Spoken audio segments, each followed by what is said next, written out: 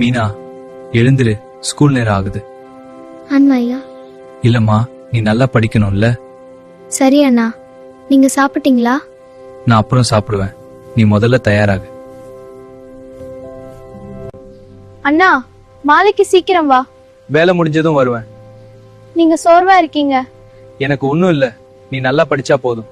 சரி அண்ணா, பாய் பாய்.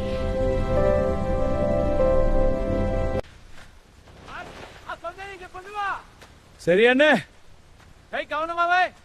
பரவாயில்ல, தூக்குற. சேவ் பாத்தம் ஊத்தாம்ஸ் தூக்கா ஊத்தே. அடடா, கைக்கு காயம் ஆயிடுச்சே. சின்ன காயடா, ஓய்வு எடுட்டா. இல்ல வேலை முடிக்கணும்.